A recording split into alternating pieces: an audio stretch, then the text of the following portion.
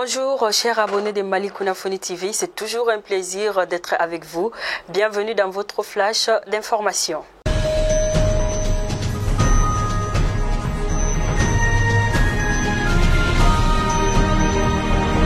À Badiangara, lundi 28 juin 2021, des hommes armés non identifiés ont attaqué les villages de Andakanda dans la commune de Dunkombo, cercle de Badiangara. Selon des sources locales, il n'y a pas eu de perte en vue humaine, mais les assaillants auraient apporté la quasi-totalité des bétails.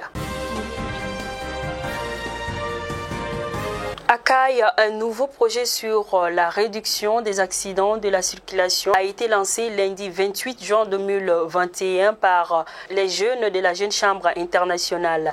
CAI, ces projets consistent à former les jeunes et autres acteurs sur le code de la route. En même temps, s'est tenu un débat autour des questions liées aux droits humains, s'est tenu dans la même localité. Son objectif était de susciter les débats avec les acteurs communautaires sur la question des droits humains. C'était une initiative de Think Puisse. En Songo, après 20 jours de captivité, l'équipe de l'ONG Médecins Sans Frontières en mission sanitaire dans la commune de Wutagana à Urara a été libérée. Selon les informations données par des sources sanitaires qui expliquent que les 8 humanitaires sont sains et saufs, mais jusqu'à présent, on ignore les conditions de leur libération. Koutiala, campagne de consultation ophtalmologique et de chirurgie gratuite de la cataracte a débuté lundi à Koutiala. Selon les autorités sanitaires, elle vise à contribuer à l'amélioration de la santé oculaire dans la localité.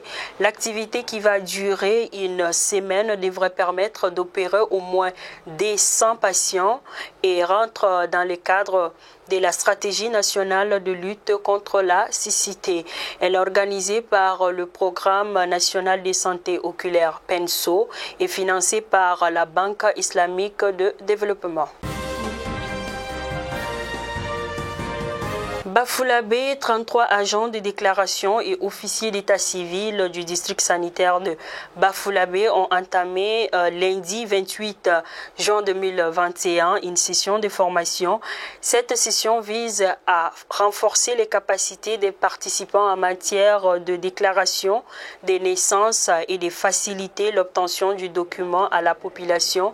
Elle va durer 5 jours. À présent, l'actualité hors de nos frontières. À Dakar, une cérémonie officielle s'est déroulée mardi 29 juin pour lancer les prochains FESPACO qui aura lieu du 16 au 23 octobre à Ouagadougou au Burkina Faso.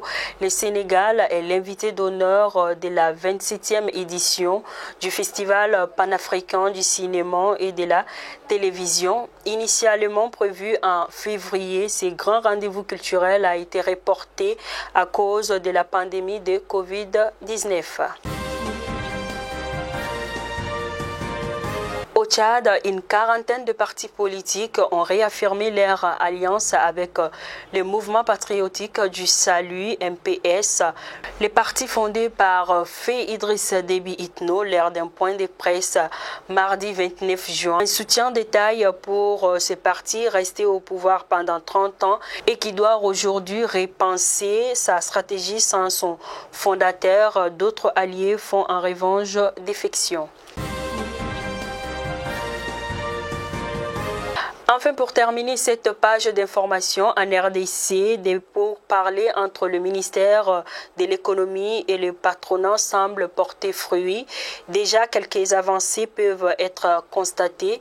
Ainsi, les nouveaux tarifs de transport aérien ont connu une baisse comprise entre 40% et 70%.